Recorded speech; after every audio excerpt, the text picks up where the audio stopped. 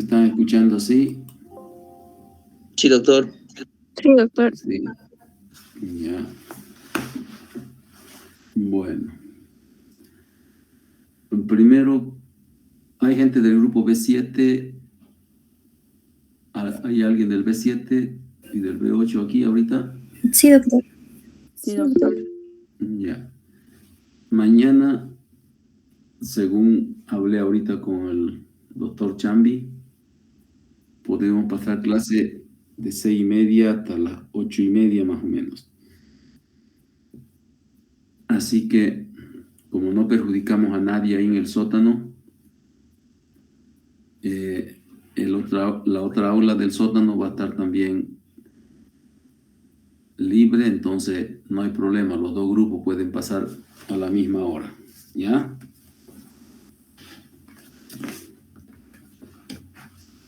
Porque si no, se van a quedar ustedes atrasados en sus trabajos.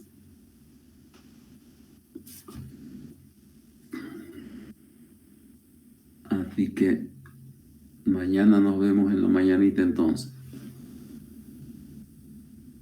Bueno. ¿Alguna pregunta tienen? Todo eso que se ponen a escribir, que por 2, por 3, que sus burreras que escriben en los grupos, ni siquiera ingresan a clase. Están a la pesca de que no haya clase, creo. Si da lo mismo, si ellos quieren no van y listo, se acabó la historia. El día que quieran pueden dejar de ir y listo, tienen vacación también. No hay problema. Pero las personas que quieran asistir y que están interesadas en asistir y pasar clase, tienen todo el derecho de hacerlo, ¿ya? Y los que tienen interés también. Entonces vamos a empezar.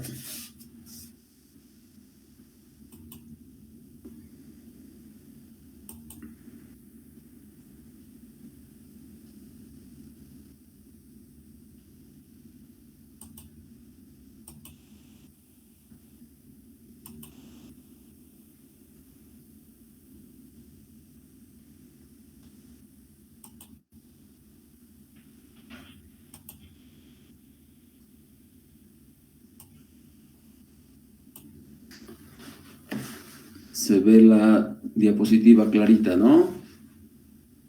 Sí, doctor. Ya. Presten atención porque vamos a hacer algunas comparaciones con el canino superior. Vamos a ver qué diferencia hay entre ambos, ¿ya? Y entonces, así podemos verlo bien.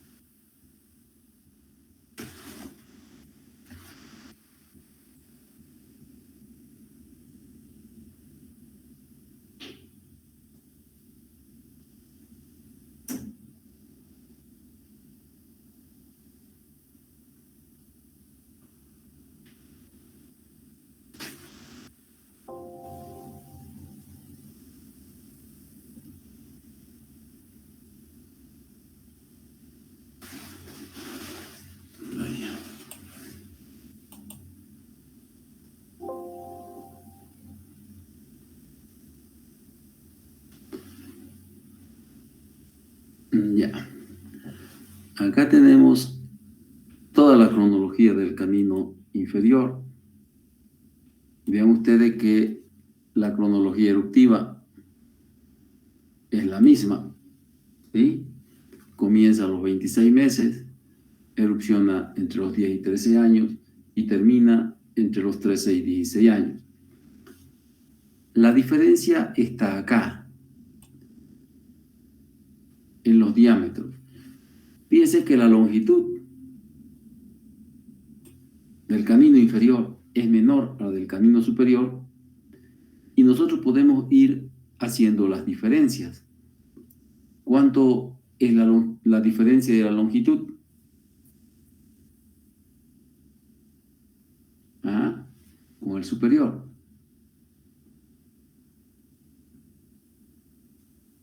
¿Quién se acuerda? ¿Cuánto mide el superior?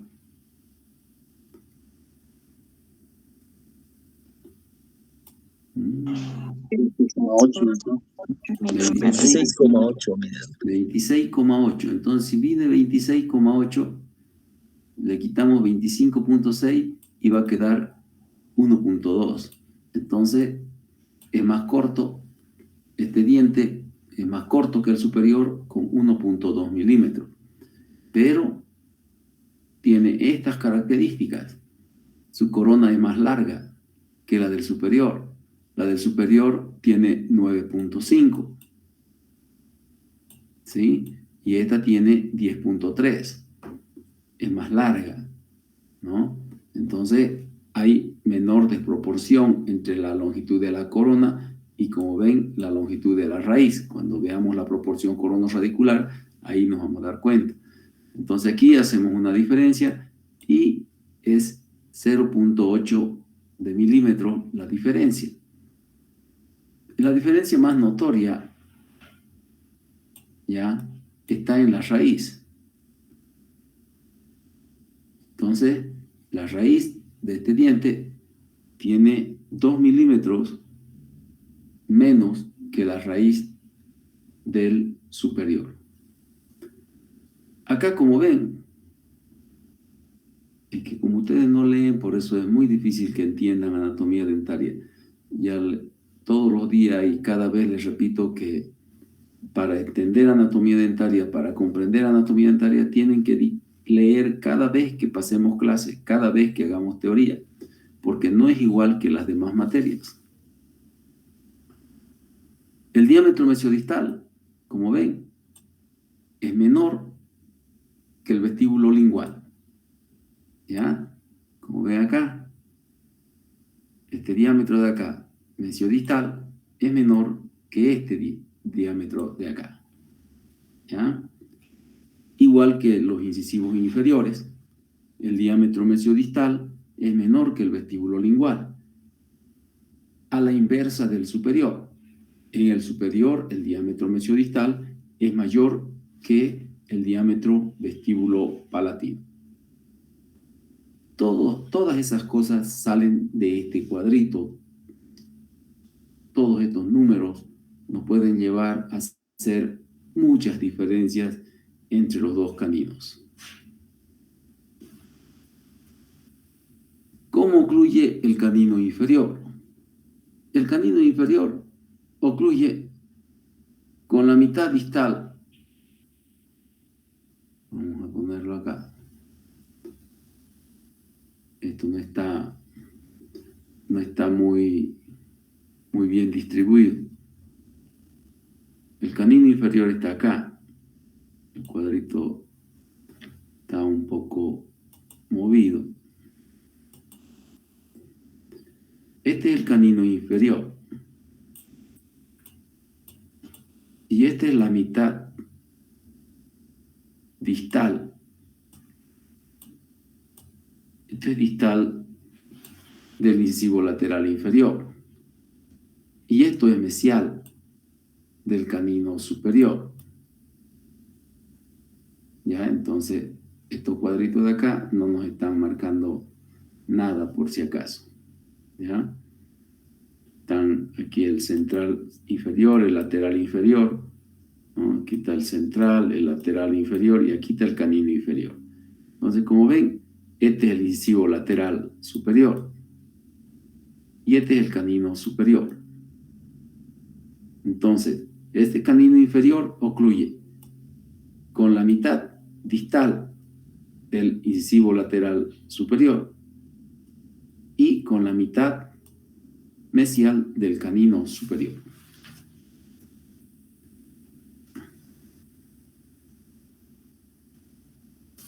¿Qué tenemos en la porción coronaria? Primero tenemos que saber que esa medida que nosotros vimos de 10.3 milímetros,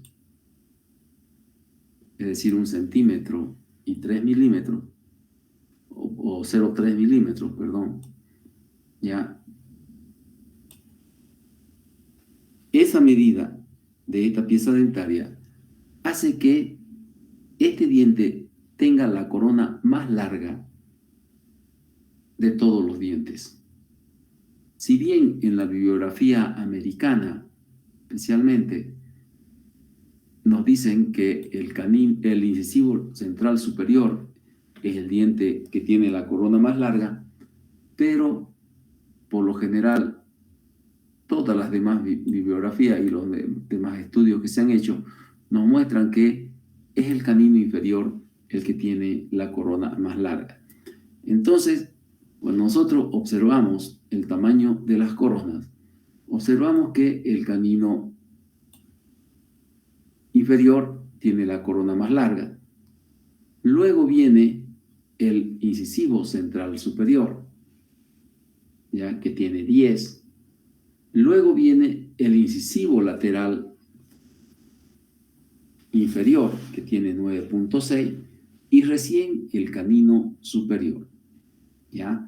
En ese orden están distribuidos los tamaños de las coronas dentarias. Entonces, este 10.3 nos lleva a que el canino inferior es el que tiene la corona más larga. Después, el segundo lugar está ocupado por el incisivo central superior. En el tercer lugar de largura coronaria está el incisivo lateral inferior. Y en cuarto lugar está el canino superior, ¿ya? Entonces, este mide 10, este mide 9.6 y este mide 9.5. Entonces, esos son los tamaños de las coronas más largas de los dientes en la cavidad bucal. Entonces, tiene la corona más larga de la dentadura humana. ¿Qué característica tiene esta corona cuando empezamos a describirla? Observamos nosotros la cara vestibular y automáticamente, miren ustedes, aquí tengo la cara vestibular del canino superior y aquí está la cara vestibular del canino inferior. Y la cara del superior es pentagonal, en cambio la del inferior tiene forma hexagonal. ¿Ven? Miren, es un hexágono, ¿ya? Un hexágono, ¿ya? ¿Qué sucede con esta corona observada por su cara vestibular? Como ven, la cara vestibular nos muestra una corona tremendamente larga, ¿ya? Si aquí en el superior este eje cérvico-incisal medía o mide 9.5 y el mesio distal medía 8, había una diferencia en el superior de 1.5 entre el largo y el ancho, 9.5 contra 8. En cambio acá hay una diferencia mayor. ¿Por qué? Porque esta longitud cérvico-incisal es de 10.3. En cambio, el diámetro mesiodistal es de 6.9. Si nosotros hacemos la diferencia entre la longitud cérvico-incisal o el diámetro cérvico-incisal y el mesiodistal, vamos a tener una diferencia de 3 milímetros, 3.4 milímetros. Mucho más larga, pero más estrecha que la del central. Entonces, tenemos ahí también que observar toda esa característica.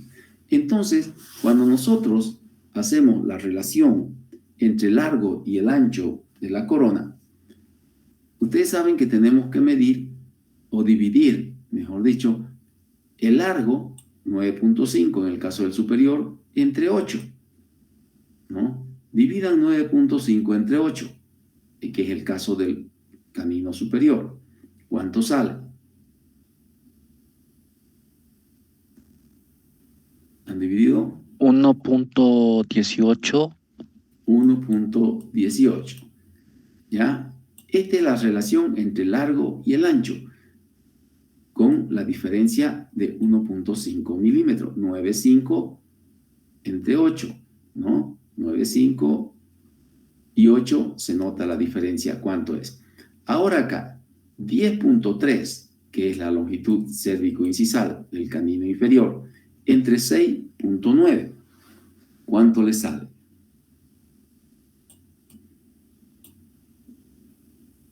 1.49. 1.49. ¿Ven? Fíjense cómo es mayor la relación entre el largo y el ancho que hay en el canino inferior con relación al canino superior. ¿Por qué? Porque la longitud cérvico-incisal o el diámetro cérvico-incisal es mucho mayor que el mesio distal. Es decir, es una corona larga pero estrecha mesiodistalmente. ¿Ya? Al igual que los inferiores, que los incisivos central y lateral inferior, esta cara vestibular, si yo la observo por proximal, también la vamos a ver así, tremendamente inclinada hacia lingual, ¿no? Tal como lo hemos visto en los inferiores, por eso en los incisivos inferiores. Por eso cuando veamos las caras proximales, vamos a ver que también ahí tienen una similitud. Entonces, esa es la cara vestibular, ¿ya? Que, como les digo, si ya en el canino superior los ejes cérvico-incisal y mesiodistal eran un poco diferentes, en el canino inferior son tremendamente diferentes. ¿Por qué? Porque no hay relación de aproximación entre el largo y el ancho. ¿Ya? Es una corona larga y estrecha. ¿Ya?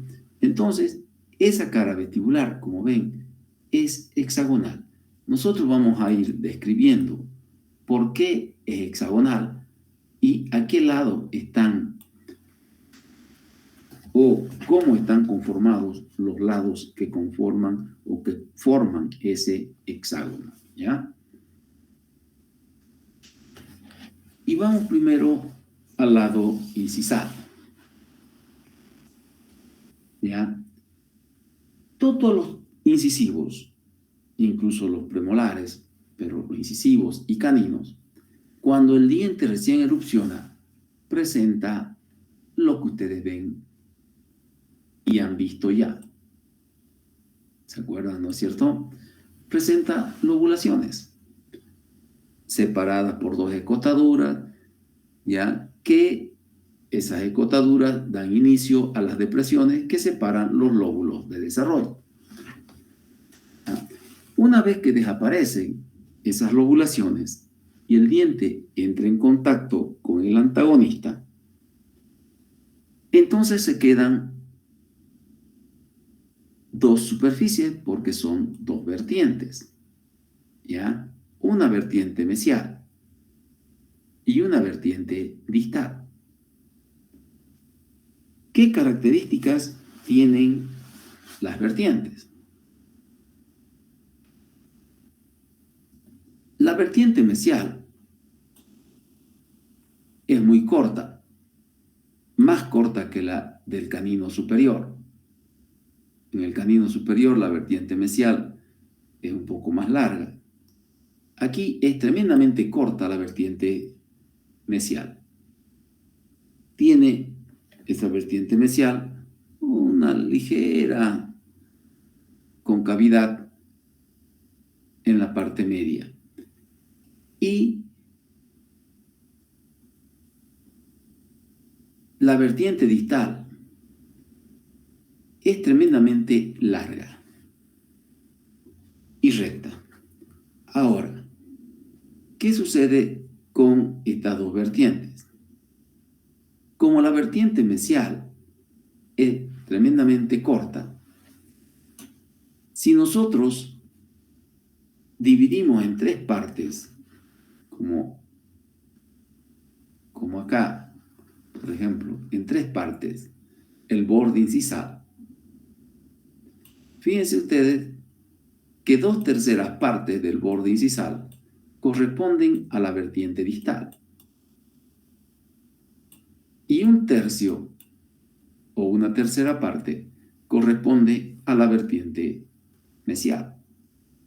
Eso nos hace ver, y esto sucede siempre por si acaso, de que la vertiente mesial en el canino inferior es tremendamente corta y ocupa solamente 1/3 del diámetro mesiodistal de la cara vestibular. ¿Ya? Entonces, ese diámetro mesiodistal, si nosotros lo dividimos en 3, 2/3 partes corresponden a la vertiente distal y 1/3 parte corresponde a la vertiente mesial. Entonces, ese vértice que forman las dos vertientes está tremendamente desplazado hacia mesial. No como en el canino superior, que si bien está desplazado a mesial, pero no hay un desplazamiento tan marcado como lo hay aquí. ¿Ya? Entonces, esa es la característica que presentan las vertientes del canino inferior. Ahora, ¿qué otras características tienen las vertientes de este diente? Son, aparte de la diferencia de longitudes que tienen bien marcadas, son menos oblicuas y menos inclinadas y menos oblicuas que las del canino superior. Tremendamente menos oblicuas y menos marcadas que las del canino superior. Entonces, como son menos oblicuas, menos inclinadas, este vértice que forman las dos vertientes ya no termina tan en punta como en el canino superior, sino que es ligeramente redondeado. Así, ligeramente redondeado. No tiene una punta muy marcada. Ahora, ¿cómo sabemos nosotros que las vertientes son menos inclinadas que las del canino superior? Hacemos lo mismo que hicimos en el canino superior. Trazamos una línea horizontal por el vértice que forma el borde incisal, por la punta del vértice.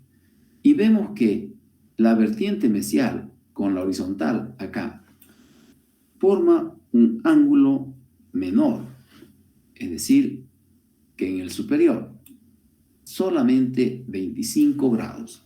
No se olviden que en el superior teníamos 35 grados aquí, ¿ya? Y la vertiente distal con la horizontal que pasa por el vértice del borde incisal forma un ángulo de 30 grados. No se olviden que el superior aquí tenía 40 o tiene 40 grados. Entonces, eso nos marca que las dos vertientes que forman el borde incisal, ¿ya? Y que forman el vértice del borde incisal, en el canino inferior son menos oblicuas, menos inclinadas, y que con la horizontal solamente forman un ángulo de 25 y 30 grados. Como ven, en incisal, al existir dos vertientes, aquí tenemos dos lados del hexágono, un lado aquí y otro lado acá. Entonces ya vamos aquí contando dos lados del hexágono. ¿Están entendiendo? ¿Sí? ¿O ya no están? Sí, doctor. Sí, doctor. Muy bien. Entonces ya tenemos acá, si quieren hacer un recordatorio, pasamos la horizontal y este ángulo aquí, ¿cuánto era?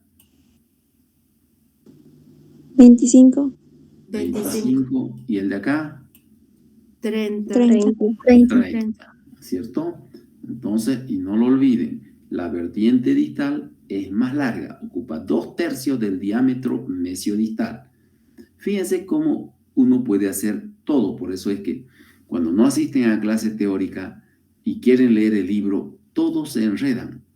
Imagínense aquí cuánto milímetro es el diámetro mesiodistal. ¿Recuerdan? Vamos a ver cuántas cosas no dice el libro. ¿Cuánto? Mesiodistal 6.9. 6.9, ¿no es cierto? ¿Sí? 6.9 milímetros. Miren, hay muchas cosas que el libro no dice, pero que uno las puede hacer interpretando las cosas del libro. Si dice aquí que hemos dividido 2/3 y 1/3, son 3/3, o sea que el diámetro mesiodistal lo dividimos entre 3. ¿Y cuánto es esa división de 6.9 entre 3? Va a ser 2.3, ¿no es cierto? ¿Sí? Entonces, cada tercio tiene 2.3 milímetros, ¿no? Yo le puedo preguntar, por decirle, ¿cuánto mide cada tercio del borde incisal del canino inferior? Y fíjense, suman 3 veces 2.3 y van a tener los 6.9 que mide el diámetro mesiodistal. ¿Entendieron? Por más que el libro no lo diga, son cosas que se hacen, porque si estamos dividiendo el borde incisal en tercios, calculamos cuánto mide el diámetro mesiodistal y lo dividimos entre 3. Y entre 3, el diámetro mesiodistal nos va a salir 2.3. 2 por 3, 6, 0. 3 por 3, 9, 0. 2.3. ¿Entendieron? Sí, doctor. Muy bien. Ahora, vamos al lado cervical. El lado cervical es similar al de los incisivos inferiores, especialmente al del lateral. Es bien estrecho, marcado. Una curva estrecha, bien marcada. Acá. Como en todo diente uniradicular, en cuya cara se implanta una sola raíz, y siendo cara libre, la línea cervical es convexa hacia apical. Entonces, la línea cervical es muy estrecha, ¿ya? Muy estrecha. Aquí, ya hemos visto, vamos a ir marcando, aquí ya tenemos 2 lados del hexágono. Aquí ya tenemos uno más. Entonces ya tenemos 3 lados con el lado cervical. ¿Cómo son los lados proximales? El lado mesial, como ven acá, lado mesial,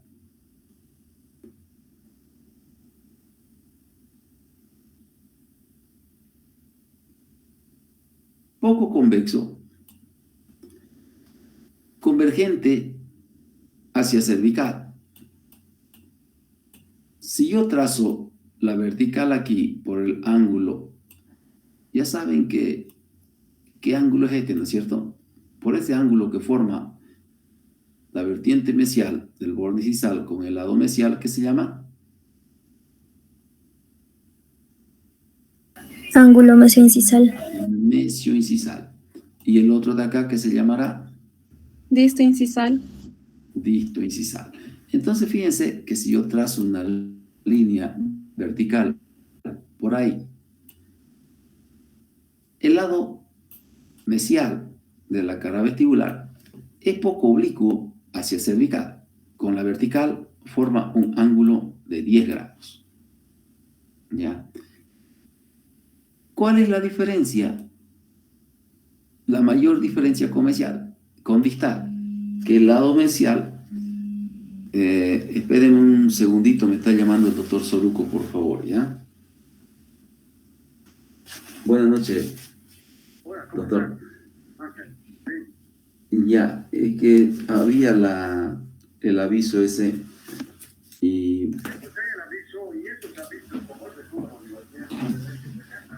Ujú. Ya.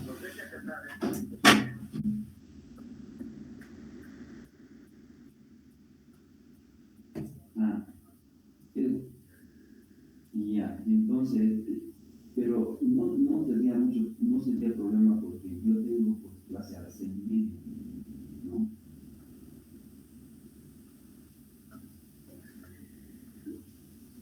Sí, pues, como yo ahorita tengo clase, como yo estoy con ellos ahorita, entonces, es que si no paso clase mañana se me arruina todas las siguientes semanas con la práctica.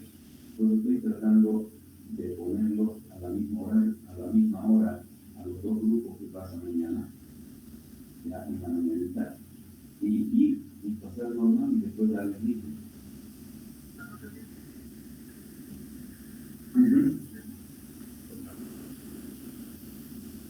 Ah, sí, puede que, ajá, eso estoy tratando, eso me he puesto de acuerdo ahorita con él. Lo que yo quería saber es que si la facultad está abierta, ¿no? Ya le pregunté a yo y me dijo que está abierta. Ah, ya. Exactamente. Ya, no, sí. Listo, eso quería saber nomás. Ya, listo. Gracias, pues. Un abrazo, chao, chao.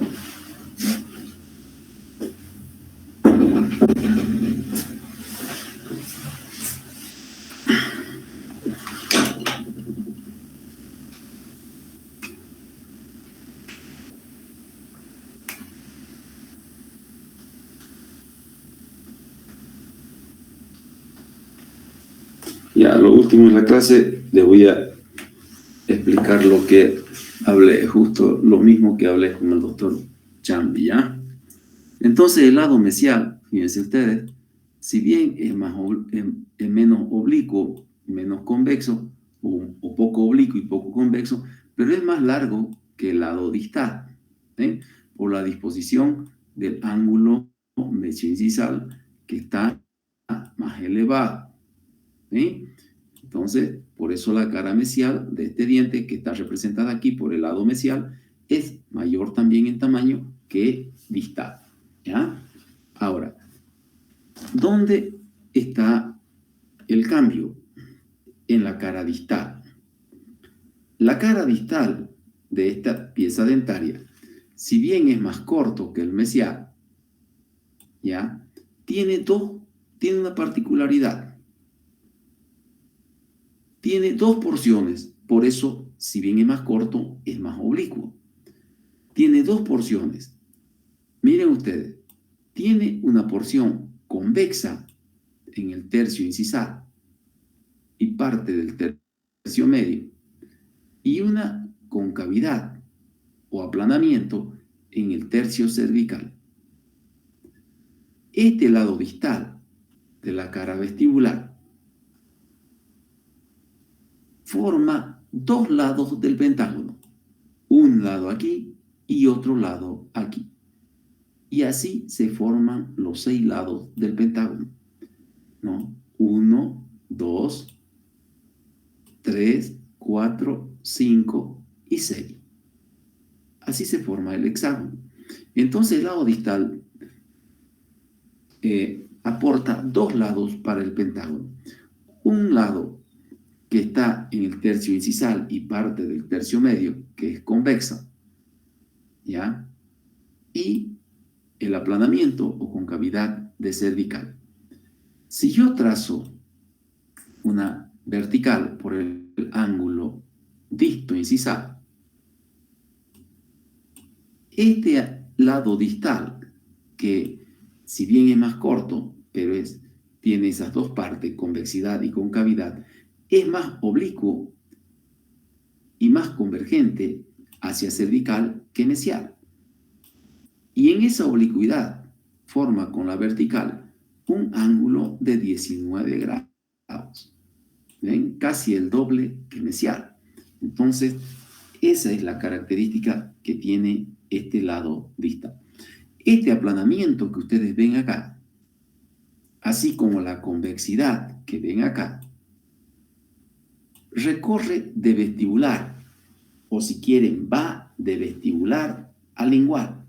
Entonces quiere decir que en lingual también van a existir esos aplanamientos, no como cuando ustedes dibujaron el canino inferior, que no miraban la pizarra, y yo les hice el canino inferior así, ¿ya? Así, por vestibular. Pero por lingual también tenía que tener la misma forma. Acá en distal, también dos lados del pentágono. En cambio, muchos han hecho en el dibujo así, recto. Entonces no puede ser vestibular hexagonal y lingual pentagonal. No, esta depresión, esta concavidad que hay en cervical, recorre toda la cara proximal de vestibular a lingual. Esta convexidad también tiene toda el recorrido de la cara proximal, ¿ya? Entonces, esa es la característica que tiene el lado distal. El lado distal contribuye con dos lados del hexágono, ¿ya? Así tenemos el hexágono, tenemos la cara vestibular conformada. Y ahora veamos cómo es la superficie de la cara vestibular. La cara vestibular es convexa en ambos sentidos, tanto en el sentido mesiodistal como en el sentido cérvico-incisal. Es mucho más convexa que el superior en el sentido cérvico-incisal, ¿ya? Pero menos convexa en el sentido mesiodistal, ¿ya? Entonces, el superior es convexo en ambos sentidos, en el sentido mesiodistal y en el sentido cérvico-incisal. Pero en el sentido cérvico-incisal, el canino inferior es más convexo que el superior, más convexo y más oblicuo, ¿ya? En cambio, en el sentido mesiodistal, el canino superior es mucho más convexo que el canino inferior, ¿ya? Ahora, ¿qué encontramos en la cara vestibular del diente? Primero, encontramos las depresiones. No sé si se han dado cuenta que no he hablado del tamaño de los lóbulos, ¿ya? ¿Por qué? Porque aquí están las dos depresiones que separan los lóbulos de desarrollo y tienen la misma dirección. Vamos a borrarla, lo vamos a hacer de nuevo, que en el superior, divergentes a cervical. No son rectas, son divergentes a cervical, ¿ya? Y al ser divergentes, también, al igual que el superior, en el sentido mesiodistal, el lóbulo mayor es el central, en todo sentido, ¿ya? Pero veamos primero este sentido, mesiodistal, ¿ya? Entonces, en el sentido mesiodistal, el lóbulo central es el mayor, luego el distal, perdón, y el tercero, el mesial. En el sentido longitudinal, ¿qué sucede? Es más largo el central, el más grande es el central también, ¿no? Crece hacia incisal y es el lóbulo central, como ya les expliqué en el superior, el que lleva por delante el borde incisal y forma el vértice. Y al formar el vértice, el borde incisal se transforma en dos vertientes, ¿ya? Ahora, el central es el más grande, el más largo, mejor dicho. Luego, el mesial, por la disposición de los ángulos. Y el más pequeño, el más corto, es el distal, ¿ya? En el sentido vestíbulo-lingual, hay un equilibrio en el tamaño de los lóbulos, pero igual el central sigue siendo mayor que los demás, ¿ya? Si bien ya no hay mucha prominencia hacia vestibular y hacia lingual del lóbulo central, pero sigue siendo mayor, aunque haya un poco de equilibrio entre los lóbulos, ¿ya? ¿Qué más hay en la cara vestibular? En la cara vestibular de este diente hay las llamadas periquematías. Las periquematías son estas líneas que vemos acá, en forma de pequeños rodetes, ¿ya? ¿Ya? Entonces, acá en cervical tenemos en la misma dirección del cuello estas pequeñas líneas. Son unos pequeños rodetes y entre un rodete y otro hay un pequeño surco, ¿ya? Esas son las periquematías. Las periquematías son manifestaciones externas de las líneas de Retzius. Es decir, esas periquematías, como cervical, aquí a nivel del cuello de este diente, es tremendamente estrecho, cuando se da la mineralización de los lóbulos, se da en forma circular. Entonces, estos anillos de mineralización quedan marcados en justo donde clásicamente se encuentran. Si bien en otras piezas dentarias se encuentran, pero en el canino inferior es donde se las encuentran las periquematías mucho más marcadas que en cualquier otro diente. Es el diente con el clásico ejemplo de presentar periquematías bien marcadas y presentarla siempre. Otras piezas dentarias, como los incisivos, ya los caninos, hasta los premolares, pueden tener periquematías, pero no son tan marcadas y tan visibles como las del canino inferior. Entonces, esas muestras quedan ahí marcadas en la superficie del esmalte, ¿ya? Pero esto viene del interior, ¿ya? Son pequeños rodetes, manifestaciones externas de las estrías de Retzius, que son las que van formando los anillos de mineralización.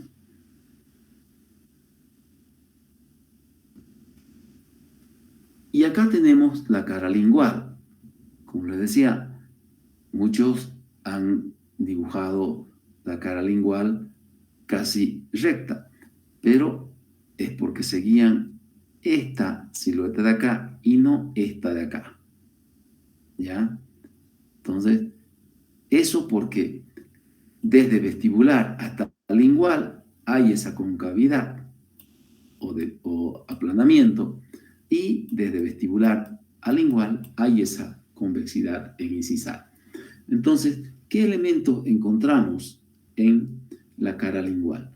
Primero, que la forma de la cara lingual es la misma que la cara vestibular, hexagonal, ¿ya? Con la misma inclinación y oblicuidad que vestibular, ¿no?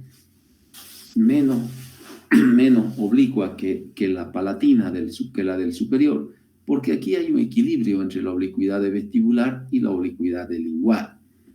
Ahora, ¿están los mismos elementos que en el superior? Sí. Menos marcados, sí. Tenemos un cuarto lóbulo acá, que es un espolón o cingulum, más pequeño que en el superior, ¿no? O sea, está menos desarrollado. Los rebordes marginales en este diente también son poco marcados, ¿ya? Los rebordes marginales del diente son poco marcados. La depresión casi que no es tan anulada como en el superior. Hay una pequeña elevación, una pequeña prominencia aquí del lóbulo central. Una pequeña prominencia del lóbulo central. ¿Ya? Aquí está la prominencia de ese lóbulo central. Y los canales que se forman por esa prominencia del lóbulo central, ¿ya? Son poco marcados. Por eso es que en algunas partes, en algunos textos, dice que el crecimiento del lóbulo central hacia el lingual en el canino inferior no llega a anular la depresión, ¿ya? Pero no es que no exista la prominencia aquí, existe, pero está poco marcada, ¿no? Se extiende también desde el espolón hasta vértice del borde incisal, y acá quedan los canales poco profundos, poco marcados, pero como no hay una elevación muy marcada de la prominencia del lóbulo central hacia el lingual, entonces cuando nosotros dibujamos o tallamos un canino inferior, el canino inferior en la parte lingual tiene más marcada esta concavidad. ¿Por qué? Porque ya no hay aquí la prominencia, esta prominencia que anula la depresión muy marcada en el superior, sino que aquí se nota más la concavidad porque la prominencia no anula de una manera brusca o muy marcada la depresión del canino inferior en su cara lingual. ¿Ya? Están todos los elementos que hay en el superior, pero son menos marcados. ¿Ya? Son menos marcados. Los canales que quedan son poco profundos, poco notorios, entonces más marca una característica de depresión en la cara lingual muy diferente a la cara palatina del superior. ¿Por qué todos esos elementos son poco marcados? Porque en la cara lingual del canino inferior ya no existe ninguna presión masticatoria, como acá en la del superior. ¿Por qué? Porque este canino superior es el que toca una parte del canino superior, y ese canino superior sí necesita tener todos estos elementos bien marcados, cosa que en el canino inferior no, porque el elemento que toca aquí la cara lingual del canino inferior, al igual que los incisivos inferiores, es la lengua. ¿Ya?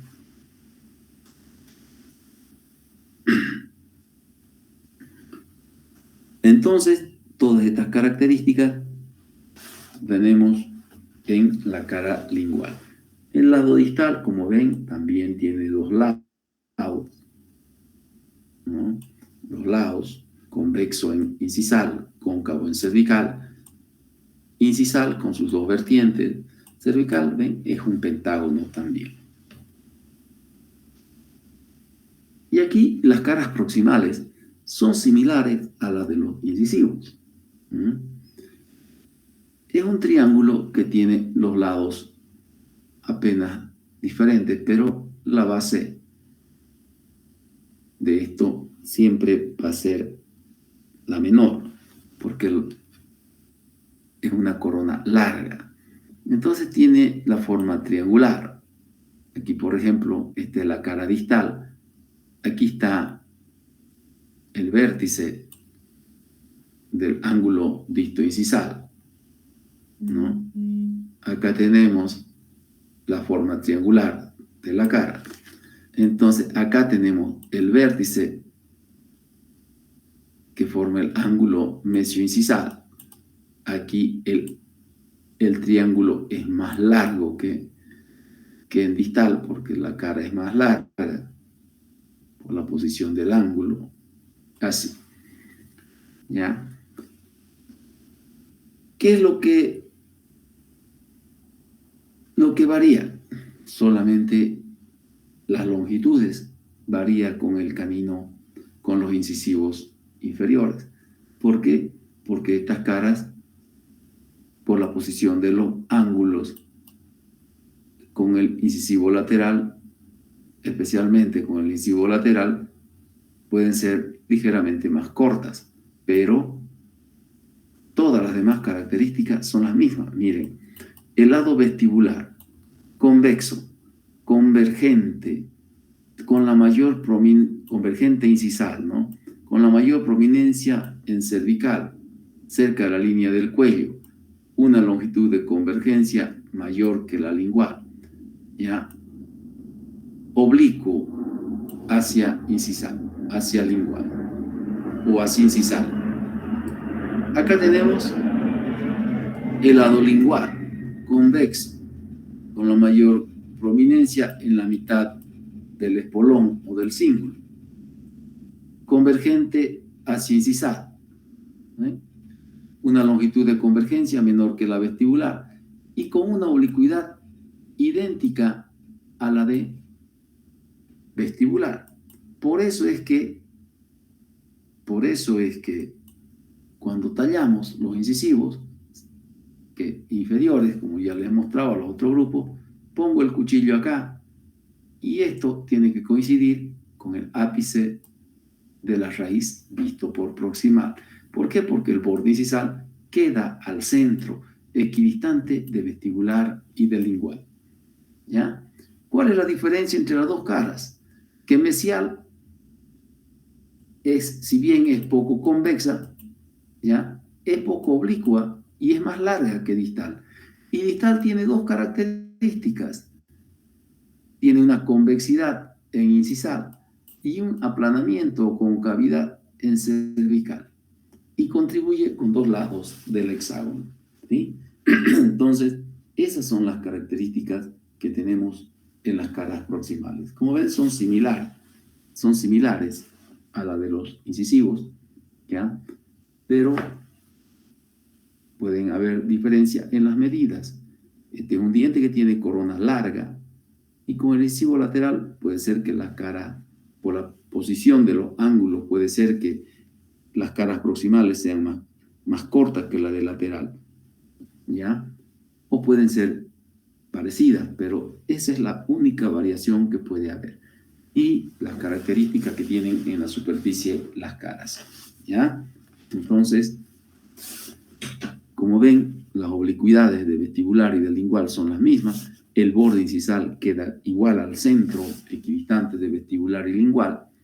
Y, como ya han visto, por eso es que no quiero dejar de pasar clase mañana. Tenemos que ir para que vean cómo se talla el incisivo central y para que ustedes vean que al colocar esta línea tiene que coincidir entre el ápice y el borde incisal. Y entonces eso lo ven aquí, ¿ven? Aquí está el borde incisal y estos dos lados, lingual y vestibular, son iguales y el borde incisal está al centro. En cambio acá no. Fíjense cómo esta línea está apoyada o más cerca de vestibular, ahí, ¿no? ¿Por qué? Porque el centro nos muestra aquí y vemos el borde incisal desplazado a vestibular. Y la superficie de las caras proximales, como ya les dije, tienen esas características, que en distal encontramos dos lados del hexágono, ¿no? Y esa depresión se extiende de vestibular a lingual, al igual que la convexidad de incisal. ¿Ya? Esta característica de que en distal exista depresión es clásico del canino inferior. Ninguna otra pieza dentaria tiene depresión en la cara distal, solamente el canino inferior. Y esta depresión del canino inferior siempre nos va a marcar también un canal radicular profundo de la dentadura humana que tiene una depresión en la cara distal. Todas las depresiones de los dientes, en la mayoría de los casos, son en las caras mesiales de los dientes. ¿Ya?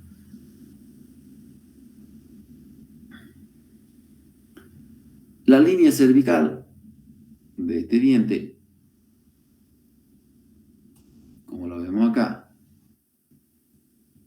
en proximal, convexa incisal y siempre mesial, más profunda que distal. ¿Ya? También tiene dos vertientes, pero ya son menos profundas que en el canino superior. Y llegamos a las raíces y los conductos. Aquí vamos a ir un poco rápido. ¿Ya? Generalmente la raíz es única. ¿Ya? Pero en este diente puede aparecer una raíz, como en este caso, con el tercio apical bifurcado. Alguna vez puede darse. Me consta porque hasta ahora 3 veces me he encontrado con un canino inferior con la raíz bifurcada en el tercio apical, ¿ya? La verdad que empieza en el tercio medio y en la unión del tercio medio y apical, ¿ya? Esa raíz puede presentar aplastamiento mesiodistal. El aplastamiento mesiodistal es este, ¿ya? Que ya les he dicho, cuando se corta la raíz aquí, yo les tallo, y ese aplastamiento que se ve en proximal es por la presencia de canales radiculares, ¿ya? Ese aplastamiento que se ve es por la presencia de canales radiculares en mesial y en distal. Estos canales radiculares, ¿ya? Pueden ser poco profundos, y cuando son poco profundos, la raíz es ovoidal. Ovoidal. Pero esos canales pueden profundizarse y la raíz se torna elíptica, igual que en los incisivos. Y pueden profundizarse tanto que son los canales radiculares que se profundizan los que producen la bifurcación de esta raíz. Así, estos canales se profundizan y son los que producen la bifurcación de la raíz. Y no solamente del conducto, sino de la raíz. Cuando son elípticas las raíces, sin bifurcarse, el conducto está bifurcado. Pues producen la bifurcación del conducto. Pero como les digo, no solamente bifurcan el conducto estos canales profundos, sino que a veces bifurcan el conducto y bifurcan la raíz. ¿Ya? ¿Qué forma tiene la raíz de este diente? Cónica, ¿ya? Pero con una gran diferencia, miren. Fíjense cómo el diámetro mesiodistal de la raíz es tremendamente más pequeño que el diámetro vestíbulo-lingual, ¿ya? Es decir, es una raíz estrecha mesiodistalmente y amplia en el sentido vestíbulo-lingual. Como les decía, transversalmente puede ser ovoidal. Cuando se profundizan los canales radiculares, se vuelve elipsoidal, ¿no? La depresión en distal, porque la depresión que hay en distal hace que el canal que hay en la cara distal de la raíz sea más profundo, ¿ya? Y como les decía, también esos canales profundos hacen que la raíz se vuelva elíptica e incluso, y cuando se vuelve elíptica, pueden bifurcar el conducto, ¿no? Puede haber un conducto o pueden bifurcar el conducto. Entonces puede haber dos conductos. Y tan profundo puede volverse los canales proximales, mesial y distal, que pueden llegar a bifurcar la raíz en el tercio apical.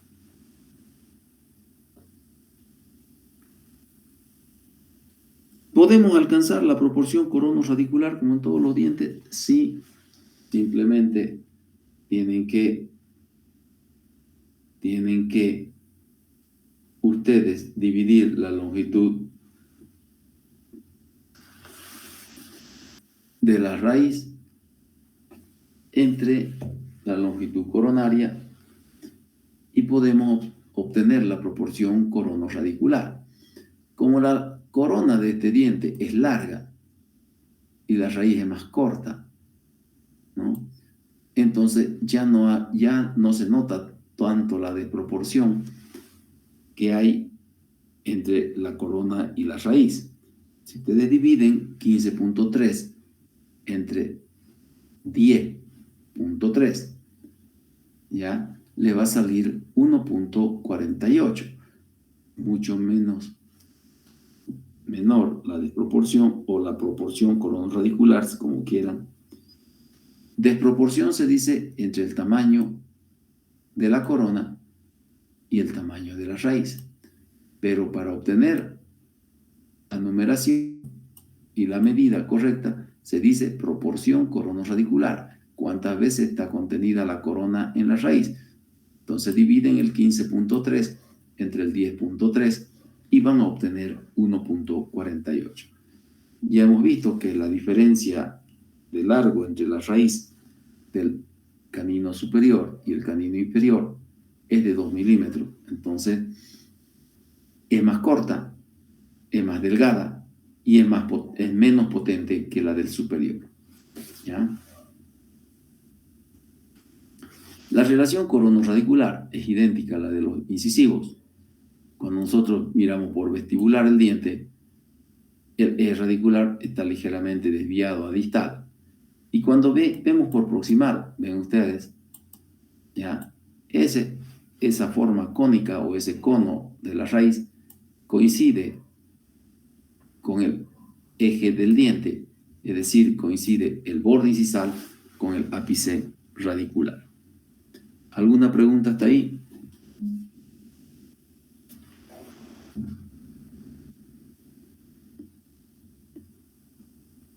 ¿Alguna pregunta?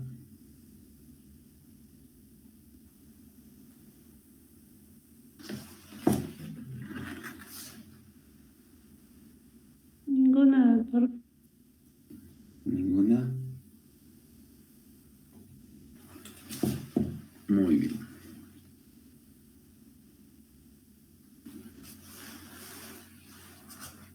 Llegamos a la dirección de las raíces y conductos. Si algo tiene de ventaja este diente, es que tiene un alto porcentaje de raíces y conductos rectos. Ya, es el segundo diente en tener uno de los mayores porcentajes de raíces y conductos rectos. El primero es el incisivo central superior con 75%. Y el segundo es el canino inferior. El tercero es el incisivo central inferior con 66.7. Son los tres dientes que tienen los tres mayores porcentajes de raíces rectas. Primero el central superior, luego el canino inferior y luego el incisivo central inferior. 68.2% de raíces rectas y conductos rectos. La curva distal, 13.6. La curva vestibular, 6.8.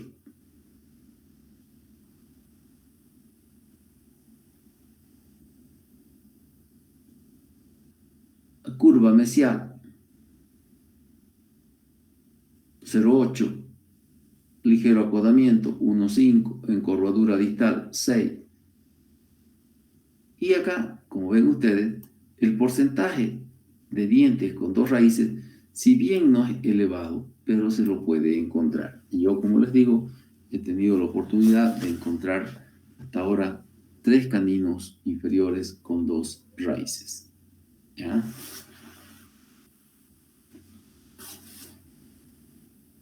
Las características de los conductos, especialmente, tienen bastante similitud con el canino superior y también alguna similitud con los incisivos inferiores, como vamos a ver enseguida.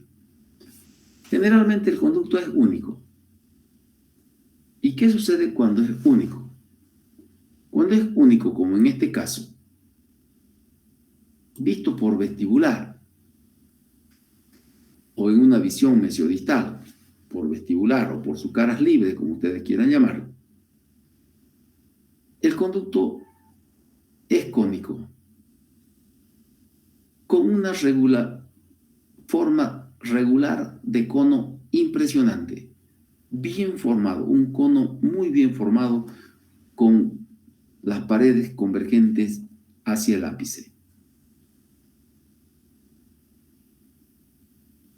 Como la corona, como la raíz puede ser ovoidal y puede ser elíptica, Entonces, cuando nosotros cortamos en un corte transversal el conducto, en una raíz ovoidal vamos a tener un conducto ovoidal. Pero si la raíz es elíptica, vamos a encontrar también un conducto elíptico, ¿sí? Si no se ha bifurcado el conducto, vamos a encontrar un conducto elíptico, así, amplio, en el sentido vestíbulo-lingual, amplio, pero estrecho en el sentido mesiodistal, ¿ya? Igual que la raíz. Ahora, en ambos casos, los conductos convergen hacia el ápice, ¿ya? Donde terminan en un solo foramen. No hay demarcación, esto es en la visión vestibular. No hay una marca, no hay una demarcación entre la cámara y el conducto, ¿ya? No se sabe dónde empieza la cámara y dónde empieza el conducto. Entonces está unido cámara y conducto. Simplemente tomamos nosotros el nivel cervical para observar eso. Ahora, cuando es un solo conducto y nosotros lo vemos por proximal, es decir, en un corte vestíbulo-lingual, y es un solo conducto, el conducto empieza acá también. ¿Sí? El conducto es tremendamente amplio, similar al canino superior. Amplio, mucho más amplio que en el sentido mesiodistal. En el tercio cervical y medio del conducto encontramos una amplitud muy marcada, con curvaturas en las paredes o sinuosidades, que se llaman también sinuosidades o curvaturas, que forman las lagunas o embolsamientos. Este conducto luego se estrecha en el tercio apical bruscamente y se dirige así, estrecho, hacia el ápice donde termina en un solo foramen. Entonces, como ven, se parece a lo de los incisivos, con lagunas de embolsamiento amplio y se estrecha bruscamente. Por eso, también es un conducto que cuando ustedes estén haciendo un tratamiento de endodoncia, los puede engañar, ¿ya? ¿Por qué? Porque abren acá para hacer un tratamiento de endodoncia y van a ver una cámara amplia, peor el conducto, más amplio todavía, y la lima holgadamente va a entrar acá. Y a veces se emocionan en colocar limas de 25, 20 milímetros o 30 milímetros, ¿ya? Y con una numeración empiezan con una lima con numeración 25, con numeración 30, y la forzan. Y como acá es amplio, también creen que todo el conducto es amplio. Y llegan acá al conducto estrecho y la quieren forzar y a veces se fractura la lima ahí. Entonces, como en todos los dientes, hay que ir con una lima delgada, llegar primero hasta el ápice, limpiar la parte más estrecha y luego ir aumentando de número de lima para poder alisar estas paredes, volverlas uniformes y transformarlas en un cono para poder obturarlas. Porque si nosotros dejamos esas lagunas o embolsamientos sin limpiar, entonces va a ser sinónimo de fracaso del tratamiento. Ahora, ¿qué sucede cuando nosotros encontramos la bifurcación del conducto? ¿No? Entonces los canales radiculares son profundos y este conducto, que pudo ser ovoidal o pudo ser elíptico, se bifurca. Vamos a encontrar un conducto en vestibular, ¿sí? Un conducto aquí en vestibular, delgado, circular, Y un conducto lingual delgado también es circular, ¿ya? Pueden ser dos conductos que corren paralelo y terminan con una bifurcación completa, o puede ser que ese conducto se divida y se fusione en el ápice con una bifurcación incompleta. Y lo otro es cuando el conducto no solamente se bifurca, sino que se bifurca la raíz. Entonces encontramos en la unión del tercio apical y medio, una bifurcación radicular. Bastante difícil a veces de observarla, ¿ya? Cuando uno desconfía de esta bifurcación apical, hay que sacar radiografías proximales para poder observar la bifurcación del ápice, ¿ya? Porque si uno deja un ápice o un conducto sin obturar, entonces va a tener una infección en uno de los ápices de la raíz. ¿Qué es lo primero que aparece cuando el conducto se bifurca? Aparece el piso. No importa que se divida el conducto solamente, aparece piso. Acá, si es una sola raíz y ha habido la bifurcación del conducto, acá era un conducto, por decir, ¿no? Un conducto, y ese conducto se bifurcó acá recién, ¿no? Entonces va a haber esto que es el piso de la cámara. Se bifurca el conducto completo o incompleto, va a aparecer el piso. En los casos en que se bifurca el tercio apical o se bifurca la raíz de este diente, también se bifurca el conducto, y al bifurcarse el conducto también aparece piso. Esto o esta pieza dentaria, al igual que los incisivos central y lateral inferior, que pueden tener dos conductos también, son piezas dentarias que, aún teniendo una sola raíz y bifurcándose el conducto, automáticamente aparece el piso, ¿ya? Entonces, el adosamiento parietal bifurca el conducto, la profundización de los canales, que es la que ayuda a la bifurcación del conducto, también puede ayudar a la bifurcación radicular. ¿Alguna pregunta?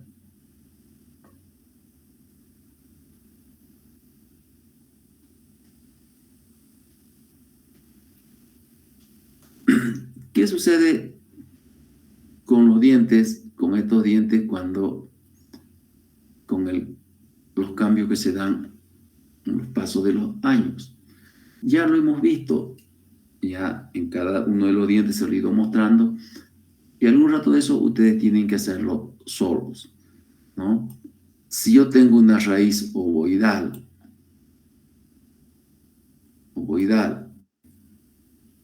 el ápice siempre va a ser circular, por eso también el conducto es circular en el ápice.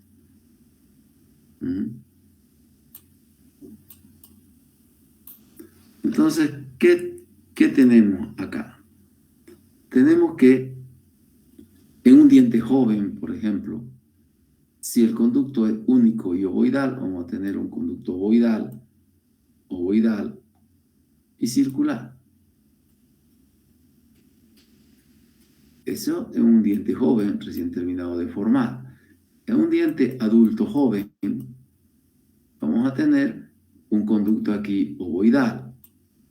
Aquí en el tercio medio vamos a tener un conducto circular, y en el ápice circular. En una persona adulta mayor vamos a tener un conducto acá ya circular,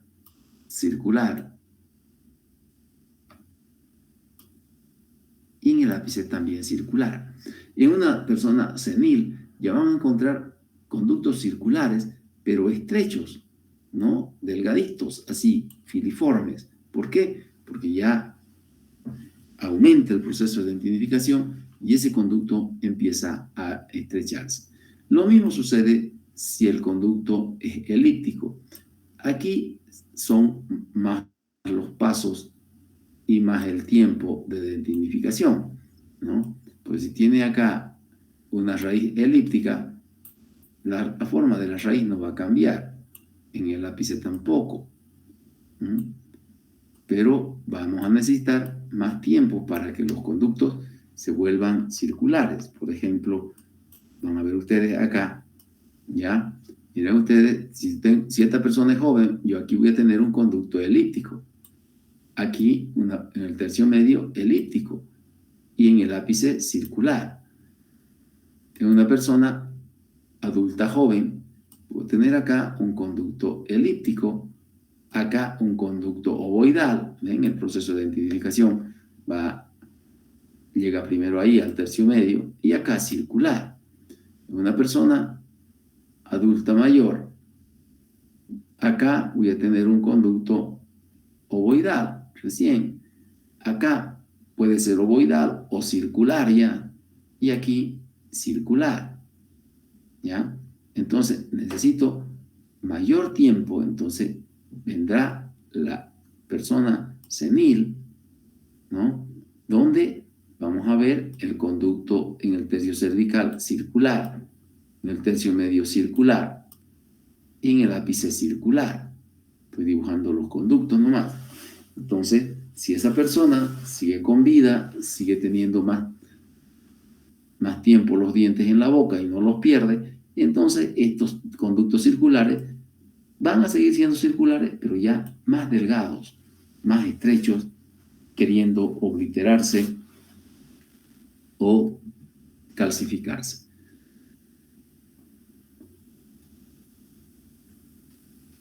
La cámara pulpar de este diente es estrecha, ¿ya? Estrecha, más estrecha en el sentido mesiodistal o vista por vestibular que la del superior, pero es larga. En realidad llega hasta acá, cerca a incisal, tal como los incisivos. Así, larga. Y tiene el aspecto y forma de la cara vestibular.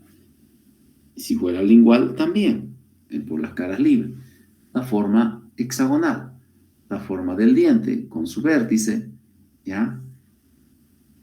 Y la cámara llega cerca de incisal, tal como en los incisivos. Esta cámara pulpar se continúa con el conducto, como hemos dicho hace ratito, sin ninguna línea de demarcación, y las paredes del conducto convergen de manera uniforme hacia el ápice formando el cono, ¿ya? Entonces, cuando la persona es joven, encontramos el vértice bien formadito, ¿ya? Pero una vez que la persona es adulta, mayor, ese vértice se vuelve así, redondeadito, y la cámara pulpar, con el proceso de identificación, va obstruyéndose, va obliterándose y va cambiando de posición, yéndose siempre hacia cervical. Pero el lugar hasta donde llega la cámara es cerca de incisal, ¿ya? Entonces, esta cámara pulpar, que tiene su vertiente, su vértice, sus pequeñas lobulaciones, se redondea y queda como si tuviera un solo pequeño cuernito, ¿no? En incisal. En la visión proximal, la cámara es amplia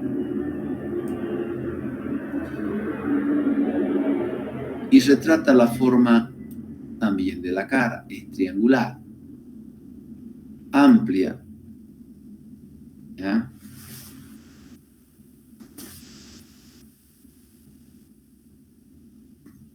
Es triangular porque está copiando y está retratando la forma de la cara proximal, que es triangular.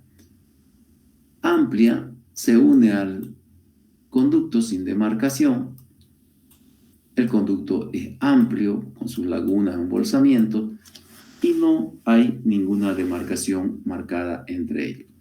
Como ya sabemos, en el tercio cervical y medio de la raíz vamos a encontrar las lagunas y embolsamientos y las paredes con curvaturas o sinuosidades que nos marcan esa esas lagunas o esos embolsamientos.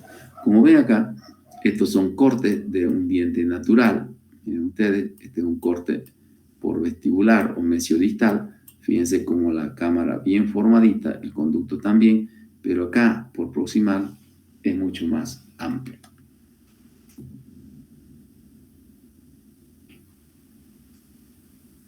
Como en todas las piezas dentarias, el paso de los años también afecta, porque la dentina se forma durante toda la vida y entonces ese proceso de dentinificación que se da con la dentina secundaria, ¿ya? Entonces produce el estrechamiento del conducto. Y si este conducto de por sí ya es estrecho en el tercio apical, entonces se estrecha más y puede obliterarse en el tercio apical. Se pueden encontrar conductos obliterados o tapados, obstruidos si quieren, en el tercio apical.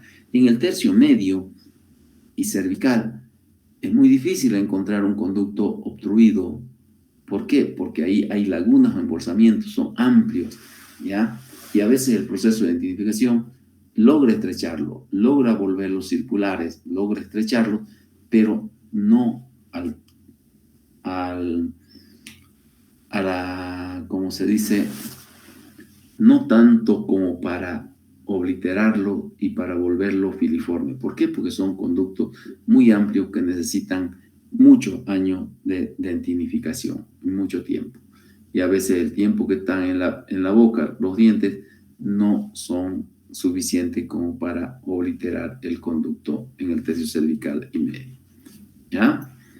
Y como todos los dientes, el proceso de dentinificación y calcificación de la cavidad pulpar empieza en el ápice, entonces es el tercio apical, el conducto a nivel de apical, donde empieza a obstruirse o a adelgazarse primero.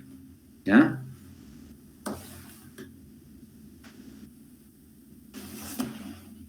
En los dibujos que vamos a ver, ustedes van a observar las direcciones que hemos visto, pero más interesa observar lo que sucede en la cámara y en los conductos. Estos son cortes, por ejemplo, ¿no? Pero en el sentido vestibulolingual. Pero fíjense ustedes como acá tengo claramente un diente joven. Acá ya tengo un diente con la cámara calcificada. Y fíjense cómo el proceso de identificación en estos dos dientes ha vuelto filiforme el conducto, ya tremendamente delgado, pero a nivel cervical, fíjense todavía cómo sigue amplia la cámara. ¿Por qué? O mejor dicho, el conducto y parte de la cámara. ¿Por qué? Porque el proceso de identificación tarda más en cerrar ese lumen del conducto porque es muy amplio a ese nivel. Fíjense que por vestibular o por lingual, generalmente por vestibular, porque por ahí se toman las radiografías, fíjense cómo los conductos se los ve uniformes. Son conos bastante bien formados, ¿ya?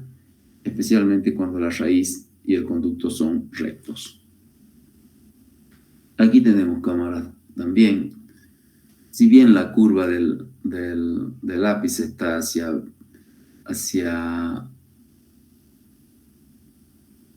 vestibular, entonces fíjense cómo los conductos nos pueden engañar, ¿no? Hay parte del conducto que se ve amplia junto a la cámara, pero en el tercio apical, cuando el conducto es joven, ya es estrecho.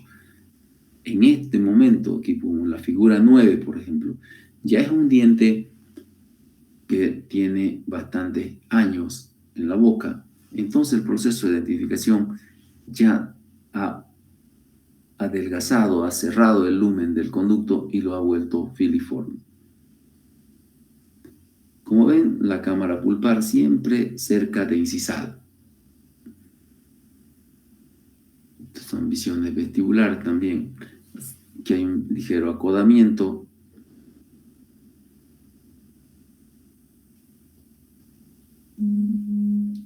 Aquí Aquí hay encorvadura en el número 16, 17. Un pequeño acodamiento doble, casi en zigzag. Acá es un diente que presenta canales muy marcados. Entonces, cuando los canales son muy marcados, fíjense ustedes cómo el conducto se puede bifurcar en una bifurcación completa o incompleta. La bifurcación está a nivel del tercio medio, generalmente. Entonces, ahí ya tenemos mejor dicho, el piso de la cámara, ¿no? Y aquí la bifurcación radicular. El mismo diente con la bifurcación ya del conducto. El proceso de dentidificación, ¿ya? Tremendas cavidades, amplias, porque son dientes recién erupcionados, recién formados.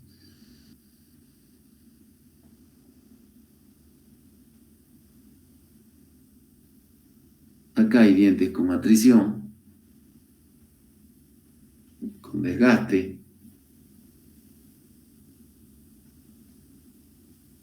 estrechamiento del conducto a nivel del tercio apical.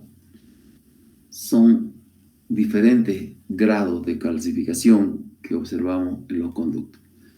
¿Ven? Miren, el tercio cervical y parte de la cámara siguen amplios, pero el conducto ya está muy difícil de tratar porque es un conducto tremendamente delgado y hay que tratar de colocar una lima buscando llegar a la misma anchura del conducto para poder ensancharlo un poco y obturarlo.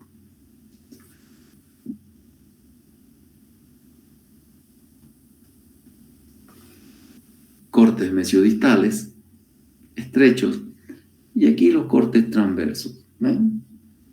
Siempre el ápice ya con el conducto circular y todos los conductos, no importa qué forma, la forma de la raíz no va a cambiar. Si la raíz es cónica longitudinalmente, eso no cambia. Si es ovoidal transversalmente o elíptica transversalmente, tampoco cambia. La forma de la raíz no cambia. La forma del conducto es la que cambia por el proceso de dentidificación hasta volverse circular. Por eso terminan los conductos circulares en raíces triangulares, en raíces elípticas. ¿Por qué? Porque el proceso de dentidificación lo hace así.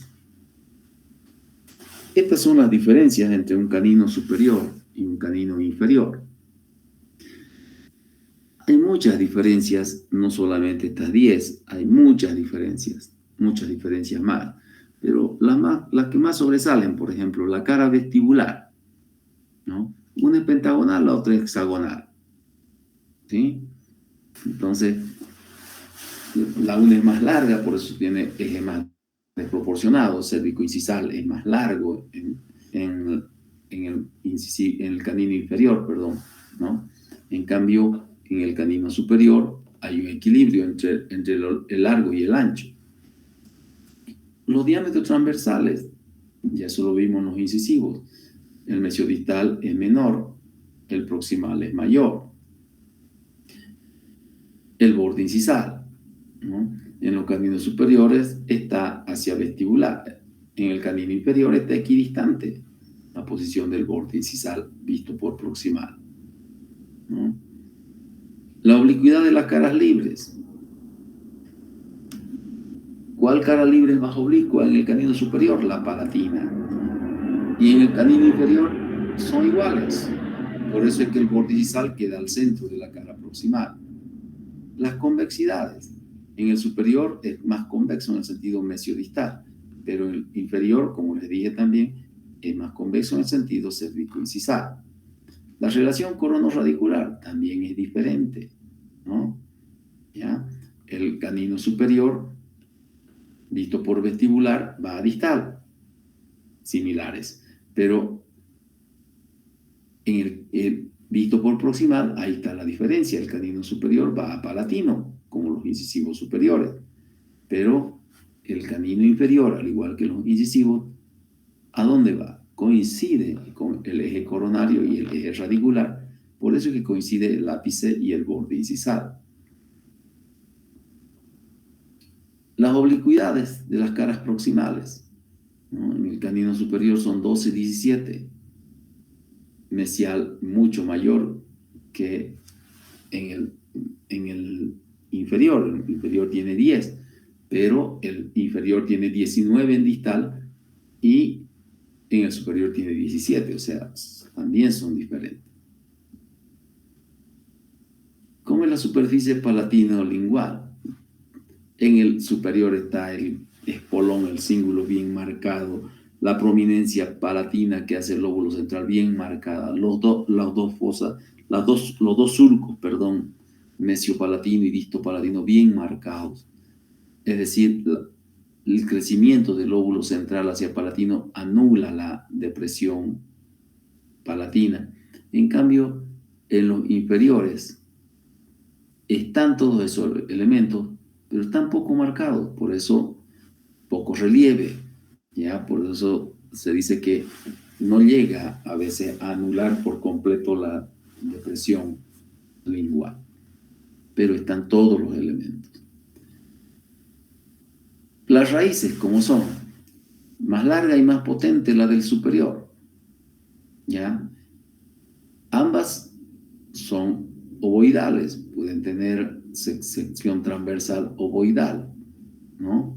Porque ambas son cónicas de por sí, pero transversalmente pueden ser ovoidales, pero la inferior puede ser elíptica, ¿ya? Y puede bifurcarse, ¿ya? La proporción coronoradicular también es diferente. El superior tiene 1.82 y el inferior tiene 1.48. Las vertientes también son desiguales. Es más corta la vertiente mesial del canino inferior que la del superior, porque en el superior son casi, no hay mucha diferencia entre la vertiente mesial y la vertiente distal, pero las dos son más inclinadas que en el inferior, más oblicuas, por eso el vértice también es más agudo, ¿ya? Esas diferencias son, y muchas otras más hay entre los caninos, ¿ya? Y que ahí termina el tema de los caninos. Luego nos toca ver ya el otro grupo dentario, que son los premolares, y entonces, como ustedes ven,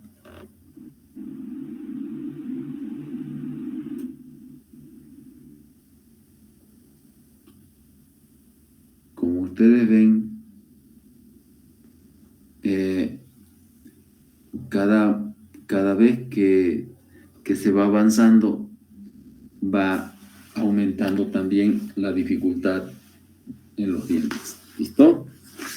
Entonces, para los que no estaban y son del grupo 7 y del grupo 8, mañana a las 6:30, los dos grupos vamos a pasar juntos. Ahora, escuchen bien, ¿leyeron el aviso que mandó la auxiliar, los del grupo 3 y los del grupo 6? Sí, doctor. Sí, doctor. Sí, y aquí en el aula, mejor dicho, en la sala ahorita, hay gente del grupo 3 y el grupo 6 que no talló o que no terminó de tallar su diente en cera, vayan mañana en la mañanita a tallarlos. ¿Entendieron? Porque ya a partir de las 11 no vamos a poder hacer nada porque no, ya va a estar prohibido. Es la oportunidad que les puedo dar. ¿Entendieron? Eso para los que quieran. Así que si están los representantes de los grupos, pónganle aviso. Ya la auxiliar le puso el aviso. Así que pueden ir también mañana temprano porque vamos a utilizar el aula del fondo y el aula en la que normalmente pasamos, para pasar todos juntos a la vez y terminar todos juntos y que ustedes terminen y después vayan a votar. ¿Ya? Espero que sepan elegir a su representante, porque la verdad que los representantes se desesperan por llegar, pero no hacen muchas cosas por ustedes. Los que están ahora, para mí lo han hecho bastante bien, pero ustedes son los que eligen a sus representantes. ¿Listo? Entonces, nos vemos mañana, por favor. Fíjense que para mí es bonito, sería cómodo también quedarme aquí en mi cama, dormir, no hay ningún problema, ¿no? Pero